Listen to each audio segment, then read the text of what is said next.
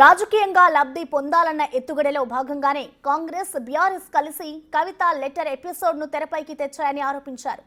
BJP MP DK అరుణ తెలంగాణలో BJP ప్రత్యామ్నాయ శక్తిగా మారడాన్ని కాంగ్రెస్ బీఆర్ఎస్ జీర్ణించుకోలేకపోతున్నాయని ఆమె విమర్శించారు. బీజేపీని బలహీనపరచాలన్న లక్ష్యంతోనే కాంగ్రెస్ బీఆర్ఎస్ డ్రామాలు ఆడుతున్నాయని ఆమె మండిపడ్డారు. కవిత కేసీఆర్ మధ్య, కవిత కేటీఆర్ మధ్య ఏం జరిగిందో తేలాలంటున్న డీకే అరుణతో మా ప్రతినిధి Venkat face to face. MLC Kalvakuntla Kavitha తన తండ్రికి రాసిన లేఖ పొలిటికల్ సర్కిల్లో హాట్ హాట్గా కొనసాగుతుంది. ఇదే అంశంపై మనతో మాట్లాడేందుకు బీజేపీ ఎంపీ డీకే అరుణ గారు ఉన్నారు. మేడం, ఎట్లా చూస్తారు?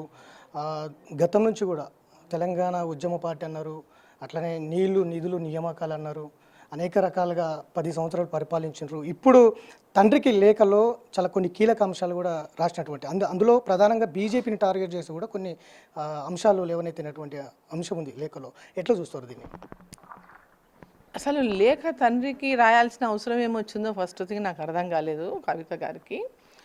ఆమె స్వయాన తండ్రి, ఆమెకు ఎనీ టైం తండ్రిని కలుసుకునేటటువంటి అవకాశం ఉంటుంది. ఎనీ టైం తండ్రి రూమ్లోకి ఆమె వెళ్ళిపోవచ్చు. ఏ టైం అర్ధరాత్రి కావాలన్నా ఆమె తండ్రితో మాట్లాడవచ్చు.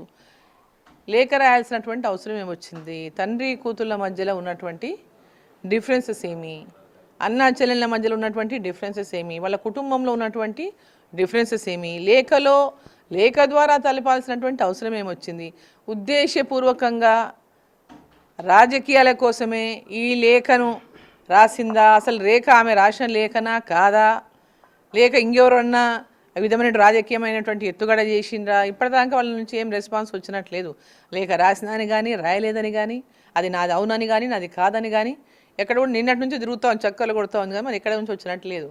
బట్ దీన్ని బట్టి చూస్తే అసలు ఆ లేఖలో అసలు ఉద్దేశం ఏంది? లేఖ రాయడంలో ఉద్దేశం ఏంది?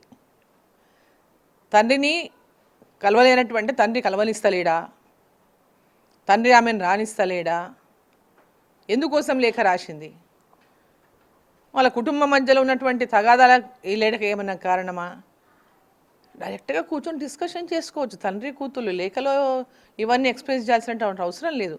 ఇది కేవలం ఒక పొలిటికల్గా ఏదో బీఆర్ఎస్ పార్టీ ఈరోజు ప్రజల లోపల రోజు రోజుకు డౌన్ అయిపోతుంది కాబట్టి భారతీయ జనతా పార్టీ తెలంగాణలో ఈరోజు అందరూ కూడా భారతీయ జనతా పార్టీ వైపు ఆల్టర్నేటివ్ ఓన్లీ బీజేపీ అనేటటువంటి చూస్తున్నారు కాబట్టి కాంగ్రెస్ బీఆర్ఎస్ కలిసి చేసినట్టు ఎత్తుగడ కూడా కావచ్చు. ఇది గతంలో ఇట్లాంటి ఎత్తుగడనే చేసిండు వాళ్ళు. ఎన్నికల ముందు బీఆర్ఎస్ బీజేపీ ఒకటి అనేటటువంటి ప్రచారంతోన కాంగ్రెస్ పార్టీ పెద్ద ఎత్తున ప్రజల లోపల ఆ యొక్క మెసేజ్ని పెద్ద ఎత్తున జొప్పించింది. ఇప్పుడు కూడా ప్రధానంగా బీజేపీ బీఆర్ఎస్ ఒక్కటే అనే ప్రచారం జరుగుతుంది కొన్నాళ్ళ నుంచి. కానీ ఇప్పుడు కవిత లేఖ రాసిన తర్వాత ఆ రెండు కేసీఆర్ కావచ్చు, ఇటు కేంద్రంలో మోడీ కావచ్చు, మధ్యలో ఒప్పందం ఉంది అనేది ఒక బలం అయితే చేకూరుస్తున్నటువంటి అంశం ఉంది. అది దానిపైన కూడా బలంగా చర్చ జరుగుతుంది.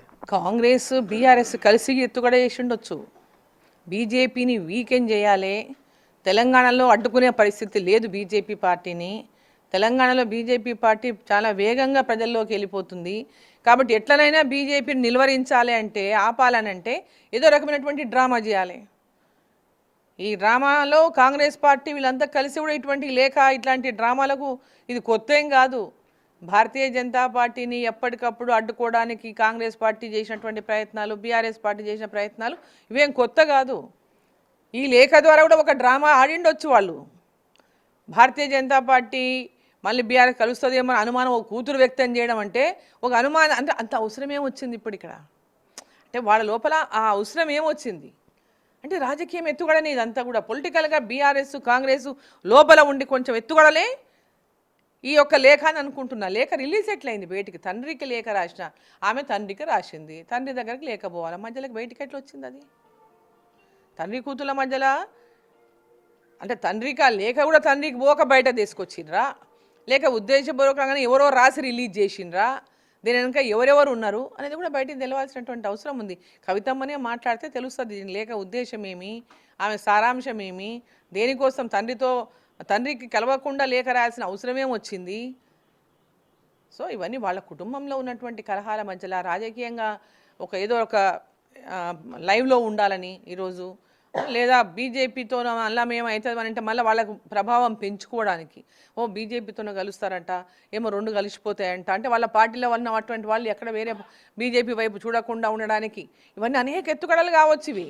ఇంకొక ప్రధానమైన అంశం కూడా లేవనెత్తింది మేడం అందులో, బీజేపీ వల్ల నేను చాలా రోజుల నుంచి అనేక ఇబ్బందులు ఫేస్ చేస్తున్నాను, కానీ మీరు మాత్రం వెనకేసుకు రావడం దేనికి సంకేతాలు? బయట కూడా చాలా చర్చ జరుగుతుంది దీని మీద, బీజేపీ బీఆర్ఎస్ ఒకటే అనే చర్చ బలంగా జరుగుతుంది అనేది కూడా ఆమె ఒక బీజేపీ మీద చేస్తున్నటువంటి. వాళ్ళు ఎక్కడ వెనకేసుకొచ్చారు? మోదీని 24 గంటలు తిడుతూనే ఉన్నారు, వెనకెక్కడ వేసుకొచ్చిండ్రు?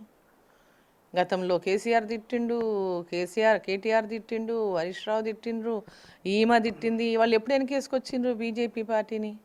ఇప్పుడు ఆమె మీద, కవిత మీద ఏదో ఇబ్బందులు ఎదుర్కొన్నా నేను అంటే, మీరు చేసినటువంటి మీ మీద వచ్చినటువంటి అభియోగాలు ఏవైతే ఉన్నాయో, ఏదో లిక్కర్ కేసులో మీరు ఏదైతే ఇరుక్కున్నారో ఆ లిక్కర్ కేసు వల్ల ఈడీ మీ మీద మొత్తం విచారణ చేసి ఆ కేసులలో మిమ్మల్ని విచారించి జైలుకి పంపినరు. దాంట్లో మీరు బెయిల్ మీద వచ్చి వాళ్ళ, బట్ దానికి బీజేపీకి ఏం సంబంధం? బీజేపీ పార్టీకి ఏం సంబంధం? ఇప్పుడు మీ మీద ఒక నేరం మోపినప్పుడు, ఒక అభియోగం మోపినప్పుడు ఆ అభియోగాన్ని నిరూపించుకోవాల్సిన బాధ్యత మీది. దాని విచారణ కోసం ఏజెన్సీలు ఉన్నాయి, విచారణ చేసినటువంటి ఈడీ కానీ ఇంకా సిబిఐ కానీ ఇవన్నీ కూడా వాళ్ళ విచారణలో మీరు ఏమున్నా అంటే మీకు ఎలాంటి సంబంధం లేదని మీరు క్లియర్గా క్లీన్ చిట్ తీసుకొని బయటికి రావచ్చు. దాంట్లో బీజేపీకి ఏం సంబంధం చెప్పండి? ఇది కేవలం ఒక రాజకీయమైనటువంటి ఒక లబ్ధి పొందడానికో లేదా ఇంకొకరికి లబ్ధి చేయడానికో చేస్తున్నటువంటి కుట్రలో భాగమే ఈ లేఖ. మొన్న పార్లమెంట్ ఎన్నికలు కావచ్చు, ఎమ్మెల్సీ ఎన్నికలు కూడా జరిగిన ప్రచారం అయితే లోపాయికారి ఒప్పందం వల్లనే బీజేపీ లబ్ధి పొందింది, ఎమ్మెల్సీ ఎన్నికలు కావచ్చు, గత పార్లమెంట్ ఎన్నికలు కావచ్చు, ప్రచారం మాత్రమే జరిగింది. కానీ ఇప్పుడు ఈ లేఖలో చాలా స్పష్టంగా ఉంది, ఈ లోపాయికారి ఒప్పందం వల్లనే బీజేపీ బలపడింది, మీరు దాని మీద ఫోకస్ చేయలేకపోతున్నారు అనేది కూడా తన తండ్రికి చెప్పినటువంటి నేపథ్యం. దీన్ని ఎట్లా చూస్తారు మేడం? లోపాయికారి ఒప్పందం కాంగ్రెస్కి బీఆర్ఎస్కి మధ్యలో ఉండడం వల్లనే తెలంగాణలో కాంగ్రెస్ పార్టీ అధికారంలోకి వచ్చింది. బీజేపీని ఎట్టి పరిస్థితుల్లో అధికారంలోకి రానియొద్దు, అడ్డుకోవాలంటటువంటి వాళ్ళు పడిన కుట్రలో భాగమే ఆనాడు బీజేపీ బీఆర్ఎస్ ఒకటి అనేటువంటి ఒక పెద్ద ఎత్తున వాళ్ళు చేసినటువంటి దుష్ప్రచారం. ఆ యొక్క దీంతోనే వాళ్ళిద్దరు పడినటువంటి కుట్రలో భాగంగానే ఇంటర్నల్గా వాళ్ళిద్దరు ఒకటే కావడం వల్లనే తెలంగాణలో కాంగ్రెస్ పార్టీ అధికారంలోకి వచ్చింది.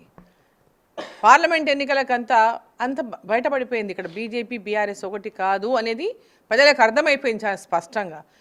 పార్లమెంట్ ఎన్నికల్లో 8 స్థానాలను 8 పార్లమెంటు సభ్యులను తెలంగాణలో గెలిపించింది తెలంగాణ ప్రజలు.